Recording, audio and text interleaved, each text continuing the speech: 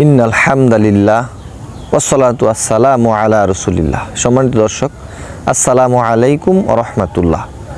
সম্প্রতি আমাদের দেশ তথা বাংলাদেশ আকস্মিক বন্যায় ভাসছে। এই আকস্মিক বন্যার কারণে আমাদের দেশের প্রায় 10টি জেলা প্লাবিত হয়েছে।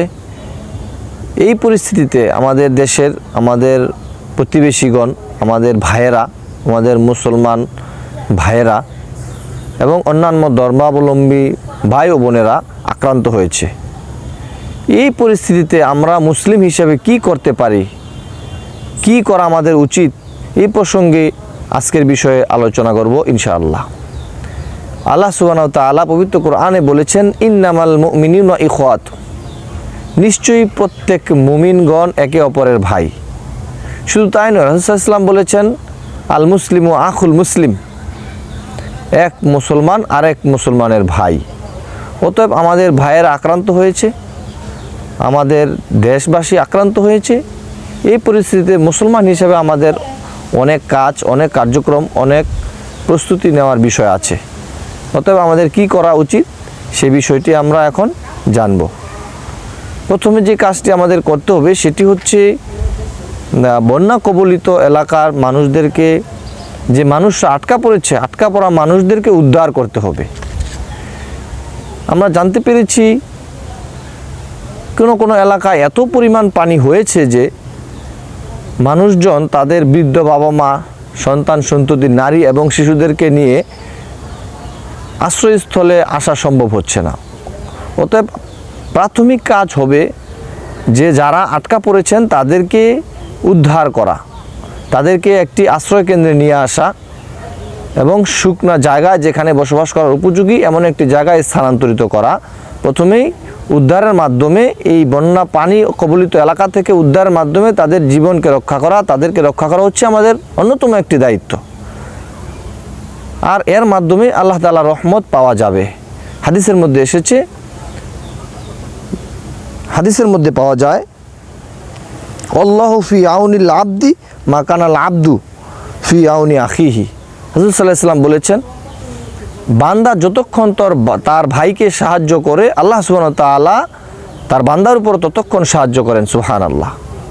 শুধু তাই নয়, অন্য একটি হাদিসের মধ্যে পাওয়া যায়, রাসূল সাল্লাল্লাহু আলাইহি ওয়াসাল্লাম বলেন, যখন কোনো মুসলমান বিপদে পড়ে, যদি কোনো মুসলমান অন্য মুসলমানকে যে কোনো বিপদ থেকে উদ্ধার করে, আল্লাহ সুবহানাহু ওয়া তাআলা কিয়ামতের দিন সেই বান্দাকে এই বিপদ থেকে, যে কোনো একটি বিপদ থেকে উদ্ধার করবেন। সুবহানাল্লাহ। এই জন্য প্রথম কাজ হবে যারা বন্যা কবলিত এলাকায় আছেন, আটকা পড়েছেন পানির মধ্যে, তাদেরকে এই বন্দি অবস্থা থেকে উদ্ধার করে আশ্রয়কেন্দ্রে নিয়ে আসা। দ্বিতীয় যে বিষয়টি হচ্ছে তাদেরকে ত্রাণ সামগ্রী বিতরণ করা। এই যে পরিস্থিতি, বন্যায় প্রায় 10টি জেলা প্লাবিত হয়েছে, এই প্লাবনের কারণে মানুষ এত বেশি অসহায় হয়ে পড়েছে, এত বেশি পানি হয়েছে যে তাদের চাল ডাল, শুকনো খাবার, তেল এবং ওষুধ সামগ্রী সব কিছুরই অভাব অনটন দেখা দিয়েছে। এই পরিস্থিতিতে তাদের কাছে খাদ্য সামগ্রী পৌঁছে দেওয়া হলো উত্তম একটি কাজ। কারণ খাবার তাদের কাছে পৌঁছাতে না পারলে, তাদের কাছে ঔষধ সামগ্রী পৌঁছাতে না পারলে, তাদের কাছে যদি আমরা এই ধরনের সাহায্য সহযোগিতা করতে না পারি, তাহলে তার চেয়ে মজলুম আর কিছুই হতে পারে না। এই জন্য এই কাজটি ইসলামে উত্তম কাজ হিসেবে অভিহিত করা হয়েছে। আল্লাহর হাবিব সাল্লাল্লাহু আলাইহি ওয়াসাল্লাম বলেন, আব্দুল্লাহ ইবনে আমর রাদিয়াল্লাহু তাআলা হতে বর্ণিত, তিনি বলেন, এক ব্যক্তি রাসূল সাল্লাল্লাহু আলাইহি ওয়াসাল্লামের কাছে আসলেন, তাকে জিজ্ঞাসা করলেন, আইউল ইসলামি খৈরুন, হে আল্লাহ রসুল, ইসলামের মধ্যে উত্তম কাজ কি? রাসূল সাল্লাল্লাহু আলাইহি ওয়াসাল্লাম বললেন, কলা তুতিমুত তুআম ও তাকরাউস সালাম আলা মান আরাফতা ওয়া মান লাম তারিফ। তুমি মানুষদেরকে খাদ্য খাওয়াবে আর মানুষদেরকে সালাম দিবে যাকে তুমি চিনো আর যাকে তুমি চিনো না। অর্থাৎ রাসূল সাল্লাল্লাহু আলাইহি ওয়াসাল্লাম বলেছেন, মানুষকে খাদ্য খাওয়ানো একটি উত্তম কাজ। অতএব এই পরিস্থিতিতে মানুষদের কাছে খাবার পৌঁছে দেওয়া, তাদের খাবার, পানি এবং অন্যান্য খাদ্য সামগ্রী এবং ওষুধপত্র তাদের কাছে পৌঁছে দেওয়া হবে একটি উত্তম কাজ। এবং এই পরিস্থিতিতে আমাদের অন্যতম একটি কাজ হচ্ছে আশ্রয় কেন্দ্র তৈরি করা। যারা পানির মধ্যে আটকা পড়েছে তাদেরকে আশ্রয় কেন্দ্রে নিয়ে আসতে হবে। এমন পরিস্থিতি তৈরি হয়েছে যে আশ্রয় কেন্দ্রে আসতে পারতেছে না। এই পরিস্থিতিতে প্রত্যেকটা মানুষকে এই আশ্রয় কেন্দ্রে নিয়ে আসা হবে আমাদের অন্যতম একটি দায়িত্ব এবং কর্তব্য। আর এই আশ্রয় কেন্দ্রে আসা এবং যারা আমরা আছি যাদের আশ্রয় কেন্দ্র উঁচু বিল্ডিং আছে তাদের যদি কোনো আত্মীয় স্বজন এই বিল্ডিংয়ে আশ্রয় চায় তাদেরকে আশ্রয় দেওয়া হবে অন্যতম একটি দায়িত্ব এবং কর্তব্য। এর মাধ্যমে আল্লাহ তাআলার দয়া পাবো এবং আল্লাহ তাআলা রহমত বরকত নাজিল করবেন। রাসূল সাল্লাল্লাহু আলাইহি ওয়াসাল্লাম হাদিসের মধ্যে বলেছেন আল্লাহ তার দয়ালু বান্দাদের উপরেই দয়া করেন। বান্দা আমরা যখন কোনো ভাইয়ের উপরে দয়া করব, কোনো ভাইকে ভালোবেসে দয়া করে আশ্রয় প্রদান করব, আল্লাহ সুবহানাহু ওয়া তাআলা আমাদের উপরে দয়া করবেন, রহমত বরকত বর্ষণ করবেন। চিকিৎসা সেবা দেওয়া, এই যে পরিস্থিতি তৈরি হয়েছে এই পরিস্থিতিতে তাদের কাছে তারা নানা রোগে আক্রান্ত হচ্ছে, শিশু, নারী, বৃদ্ধ এবং যুবক সকলেই কিন্তু এই পানি প্লাবিত হওয়ার কারণে, চতুর্দিকে পানি থাকার কারণে বিভিন্ন রোগ আক্রান্ত হচ্ছেন এবং সব কিছু তলিয়ে যাওয়ার কারণে তারা কিন্তু ওষুধপত্র পাচ্ছেন না এবং চিকিৎসা সেবা নিতে পারছেন না। এই জন্য তাদেরকে চিকিৎসা সেবা দেওয়া নিশ্চিত করতে হবে। সাওবান রাদিয়াল্লাহু তাআলা হতে বর্ণিত, রাসূল সাল্লাল্লাহু আলাইহি ওয়াসাল্লাম বলেন কোনো মুসলমান তার কোনো রুগ্ন মুসলমান ভাইকে দেখতে গেলে যতক্ষণ সে মুসলমান ভাইকে দেখতে যায়, যতক্ষণ থাকে, আল্লাহ তাআলার জান্নাত থেকে ফল আহরণের ততক্ষণ যেন বান্দা আল্লাহ তাআলার জান্নাতে ফল আহরণ করে। সুবহানাল্লাহ। অতএব এই পরিস্থিতিতে যদি আমরা বান্দা আমাদের মুসলমান ভাইদেরকে ওষুধপত্র চিকিৎসা সেবার মাধ্যমে সহযোগিতা করি, আল্লাহ সুবহানাহু ওয়া তাআলা আমাদেরকে এত মর্যাদা দিবেন যে জান্নাতে ফল আহরণ করার মতো। এই জন্য এই কাজটি আমাদের করতে হবে। এখন চিকিৎসা সেবা তাদের নিশ্চিত করতে হবে। মানসিক সহায়তা, আল্লাহ তাআলা মানুষদেরকে বিপদ আপদ দিয়ে পরীক্ষা করেন এবং বিপদে ধৈর্য ধারণ করার জন্য আল্লাহ তাআলা নির্দেশ দিয়েছেন।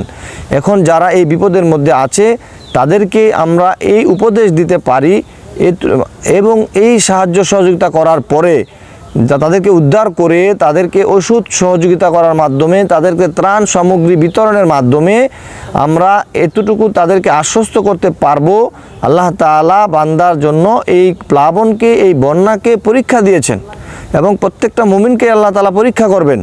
এই জন্য যাতে আমরা তাদেরকে বোঝানোর চেষ্টা করি যে ধৈর্য ধারণ করলে ধৈর্যের পরেই সাফল্য রয়েছে। আল্লাহ সুবহানাহু ওয়া তাআলা পবিত্র কোরআনের মধ্যে বলেছেন ইন্না মাআল উসরি ইউসরা, কষ্টের পরেই সুখ রয়েছে। অতএব এই যে আমরা এখন যতই মুসলমানগণ এই কষ্ট করছে তাদেরকে মানসিকভাবে মজবুত করার জন্য, তাদের ঈমান এবং মানসিক দৃঢ়তা বৃদ্ধি করার জন্য আমরা কিন্তু এই কথাগুলি বলতে পারি, তাদেরকে সান্ত্বনা দিতে পারি যে আল্লাহ তাআলা এই কষ্টের পরেই সুখ দিবেন। অতএব যাতে তারা ধৈর্য ধারণ করে, ধৈর্যের মাধ্যমে আল্লাহ তাআলার এই যাতে তারা সফলতা অর্জন করতে পারে। শুধু তাই নয়, আল্লাহ তাআলা পবিত্র কোরআনে সূরা আসরের মধ্যে বলেছেন ওয়াল আসর ইন্নাল ইনসানা লাফিল খুসর ইল্লাল্লাযিনা আমানু ওয়া আমিলুস সলিহাত ওয়া তাওয়াসাউ বিল হাক্কি ওয়া তাওয়াসাউ বিস। প্রত্যেকটি মানসিক ক্ষতির মধ্যে রয়েছে চার শ্রেণীর মানুষ ব্যতীত। তারা হলেন যারা ঈমান এনেছে এবং সৎকর্ম করেছে, সত্যের উপদেশ দিয়েছে এবং ধৈর্যের উপরে থেকেছে। অতএব ধৈর্যের উপরে থাকলে আল্লাহ তাআলা আমাদেরকে ঈমান বৃদ্ধি করে দিবেন এবং আমাদেরকে আল্লাহ তাআলা সহযোগিতা করবেন। তারপরে অন্য গুরুত্বপূর্ণ একটি দায়িত্ব হচ্ছে পুনর্বাসন স্থাপন করা। এই বন্যা আমাদের থেকে চলে যাবে কিছুদিন পর, চলে যাওয়ার পরে এই বন্যা কবলিত এলাকা যে ক্ষতিগ্রস্ত হয়েছে, বন্যা যে মানুষগুলি ক্ষতিগ্রস্ত হয়েছে তাদের পুনর্বাসন করা, যাতে তাদের সহযোগিতা করা, যাতে তারা পুনর্বাসন হতে পারে, তাদের খাবার, ঘরবাড়ি এগুলো পুনর্নির্মাণ করে দেওয়া হবে আমাদের অন্যতম একটি দায়িত্ব।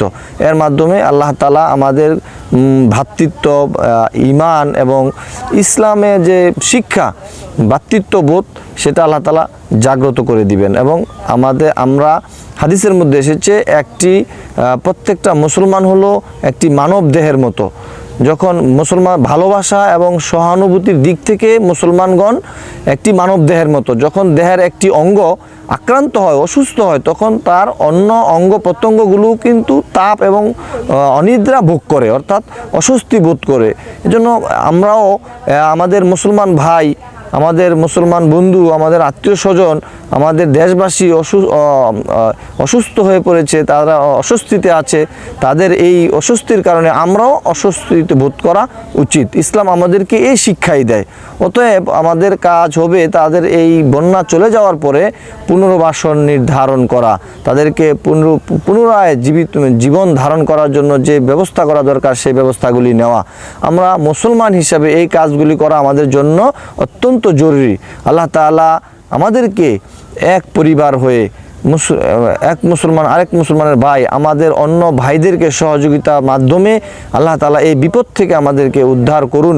আমাদের দেশবাসীকে এই বন্যা থেকে উদ্ধার করে আমাদেরকেও আল্লাহ তাআলা মাফ করে দিন, এবং এই আমাদের ভাই যারা এই বন্যা কবলিত হয়েছে, প্লাবিত হয়েছে, এই ভাইদেরকে আল্লাহ তাআলা ধৈর্য ধারণ করার তৌফিক দান করুন এবং পুনর্বাসন করার তৌফিক দান করুক। আল্লাহুম্মা আমিন।